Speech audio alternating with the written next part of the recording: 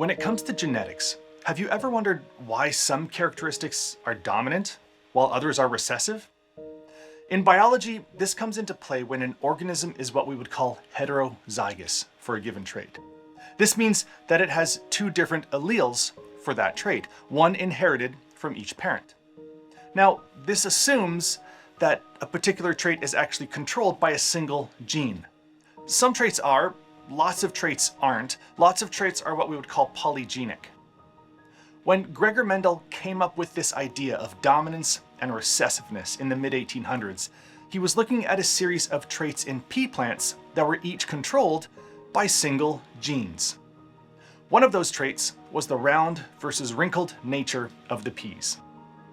Mendel determined that the round characteristic was dominant over the wrinkled characteristic.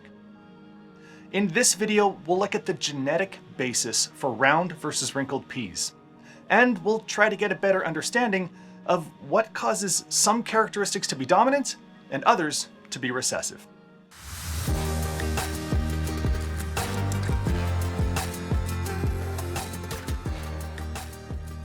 All right, let's start by looking at the genetics of round versus wrinkled peas. Round peas tend to be starchy tasting, while wrinkled peas tend to be sweet tasting. If you haven't watched the video about the cell biology of pea plants, be sure to go and check out that video. In that video, we look at the biochemical differences between the round and the wrinkled peas and determine that it's likely a single gene that's responsible for the production of the wrinkled sweet characteristic versus the round starchy characteristic. And that would be the gene that produces the starch branching enzyme. We literally call it the starch branching enzyme gene. In this case, it's SBE1. So how does this gene differ in round versus wrinkled peas?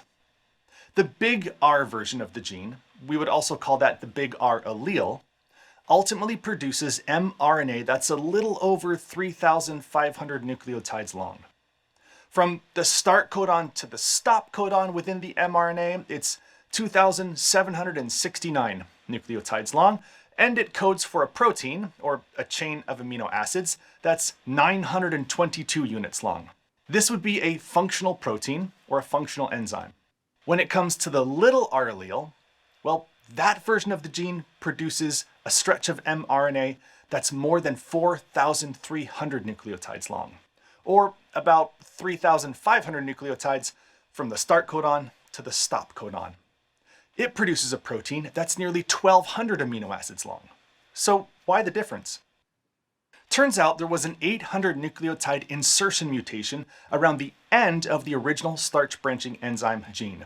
So that's the genetic difference between the big R and the little r allele, this one 800 nucleotide chunk.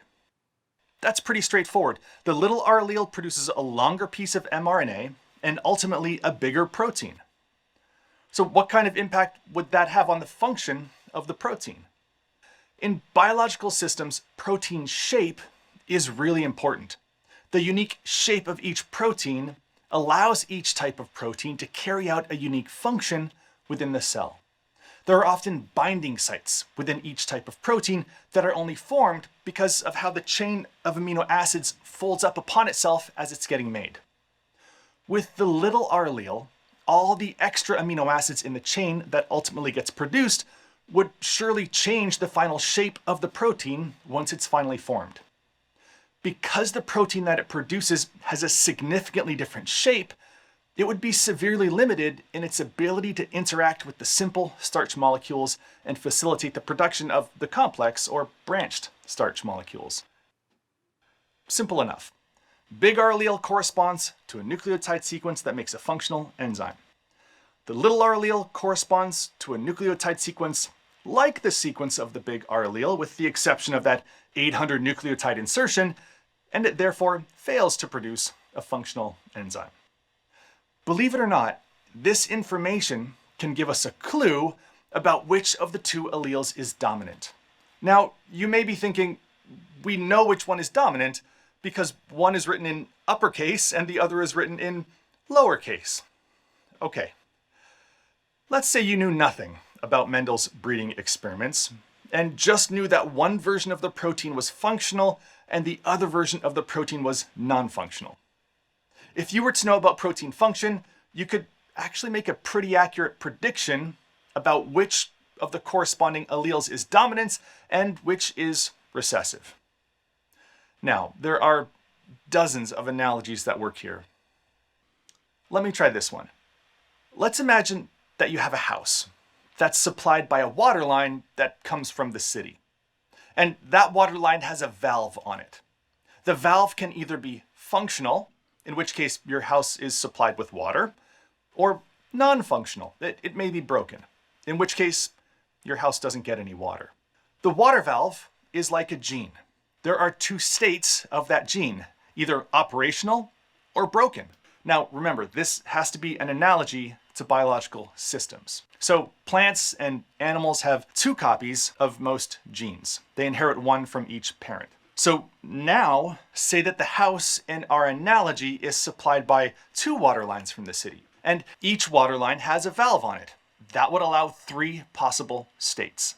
The house can be homozygous for functional water valves. It can be homozygous for non-functional or broken water valves, or it can be heterozygous with one broken and one functional valve. My question for you is, when a house is heterozygous, what condition does it exhibit? Is it a house with water or a house without water? Obviously, it's a house with water. As long as there's one functional version of the water valve, then your house is good to go. Now let's go back to the pea plants. In the heterozygous state, the plant has one functional and one non-functional copy of the SBE1 gene, if you will. The functional gene is getting transcribed over and over and over again. The mRNA that's made in transcription is getting translated over and over and over again.